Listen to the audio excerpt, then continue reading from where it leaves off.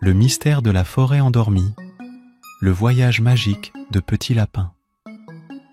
Après avoir partagé la poussière d'étoiles magiques avec ses amis et sa famille, Léo le petit lapin se sentait plus proche d'eux que jamais. Mais une nuit, alors que la lune brillait d'une lueur argentée, une étrange brume commença à s'étendre sur la vallée de Vallisilvia. Intrigué par ce phénomène mystérieux, Léo se mit en route à la recherche de réponses.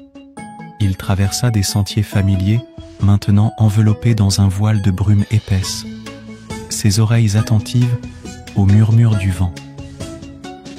C'est alors qu'il rencontra Luna, une renarde agile et rusée qui connaissait tous les secrets de la forêt. Luna lui expliqua que la brume était le signe d'un ancien enchantement qui plongeait la forêt dans un sommeil profond. Pour briser cet enchantement, nous devons trouver le cœur de la forêt endormie, expliqua Luna avec sérieux.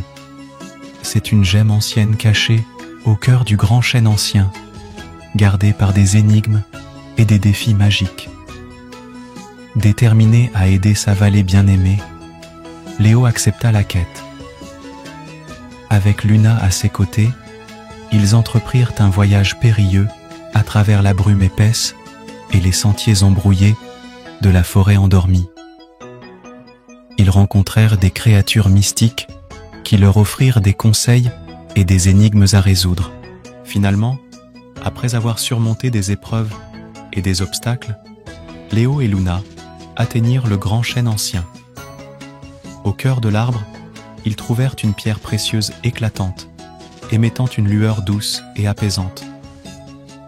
Avec précaution, Léo prit la gemme et la tint contre son cœur. Une vague de chaleur et de lumière se répandit dans toute la vallée, dissipant la brume et réveillant la forêt endormie. Les arbres chantaient de joie et les rivières chuchotaient des remerciements à Léo et Luna. De retour à Vallisilvia, Léo partagea l'histoire de leur aventure avec tous les habitants de la vallée.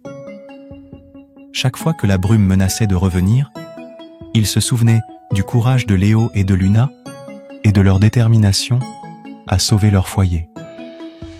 Et ainsi, Léo le petit lapin continua à vivre des aventures extraordinaires dans la vallée de Vallisilvia, sachant que chaque jour apportait de nouvelles découvertes et de nouvelles amitiés dans cette terre magique.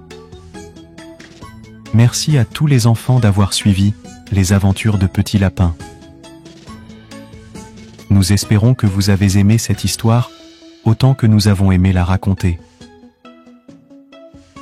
Rejoignez-nous bientôt sur Ribambelle TV pour un nouvel épisode passionnant de Le Voyage magique de Petit Lapin. À très bientôt pour de nouvelles aventures. J'espère que cette suite vous a plu et vous a transporté dans un monde de magie et d'aventure avec Petit Lapin.